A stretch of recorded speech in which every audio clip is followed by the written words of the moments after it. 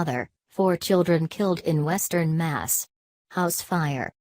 Warwick, a wood stove in a kitchen had caught fire in a 2-story house, but the initial word was that everyone had safely escaped. That was the information volunteer firefighters in this small town 30 miles north of Amherst got when their pagers went off Saturday at 12:45 a.m. alerting them to a fire at 405 Richmond Road, a partially unpaved street in a wooded area, officials said. But as fire crews arrived at the remote spot 6 to 8 minutes later, they encountered a devastating scene. A father and child had made it safely to the driveway, but a mother and 4 children were trapped inside with no way out as the blaze had overtaken the residence, blowing out windows and caving the roof, authorities said. There was nothing we could have done different, said Warwick Fire Chief Ron Gates, who was visibly shaken as he addressed reporters during a press conference at Town Hall. We lost a mother and 4 children. About Warwick.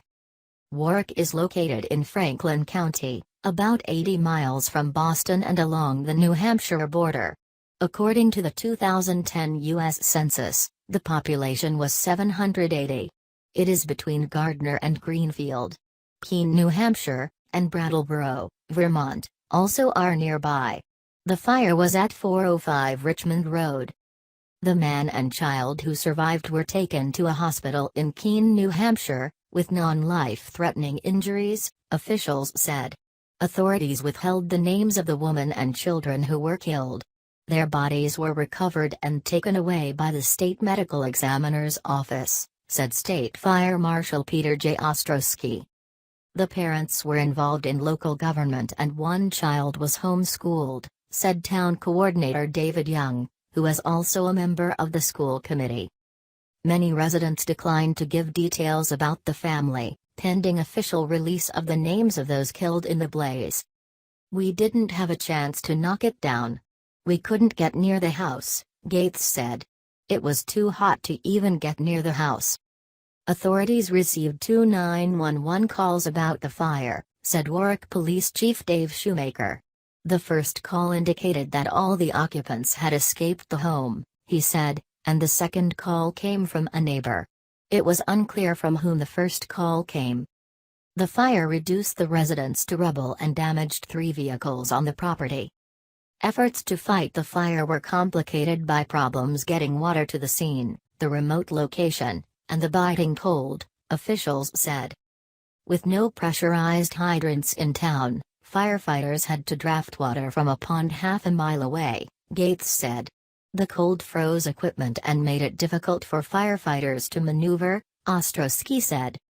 The National Weather Service said its monitoring station in Orange, which is south of Warwick, recorded temperatures of 14 degrees before 1 a.m.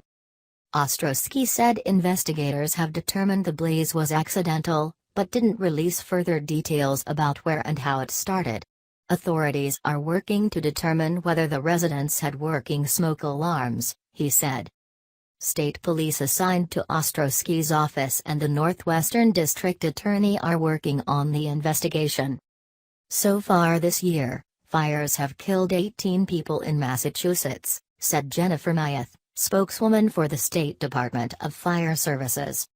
Stephen Ruggiero, who lives on Richmond Road, said he saw lights from police and fire vehicles at about 1 a.m., but did not hear sirens. When he and his wife learned about the fire later Saturday, he said they just said a prayer. Firefighters from 16 communities were summoned to the fire and brought it under control by 9 a.m., Myeth said. Gates said the town's 12 volunteer firefighters are exhausted by the ordeal. He described the department as a tight-knit group that is building a new firehouse for the town near the border with New Hampshire, which is home to fewer than 800 people. All these guys love this town and I know if the tone went out right now they'd be there, he said. They wouldn't stop. Lawrence Stockbrine, a member of Warwick's Select Board, said the town's firefighters are regarded as hard-working volunteers. The fire department is very active and well organized, and they're a really outstanding organization, he said. People are invited to gather Sunday afternoon at the Warwick Community School for counseling, Young said. "I've lived here most of my life and done so by choice," he said. "The way we're coming together to respond and mourn our loss is uplifting." As news of the fire spread, residents gathered at Town Hall, where they filled a function room with donated food from citizens and a Big Y supermarket in Greenfield. "The outpouring, this is what this town is," said Emily Peters, 59, who was born and raised in Warwick. "A wonderful little town that supports one another when something happens." Miriam Williamson, 80, and chairwoman of Warwick's Zoning Board of Appeals, said her heart goes out to the victims. She said residents will support the surviving family members. "This is a town that pulls together when tragedy like this happens," Williamson said. Ruggiero said Warwick is unaccustomed to tragedy. "It's so upsetting, nothing like this happens like this around here," he said. "It's so completely rural and peaceful. Peaceful."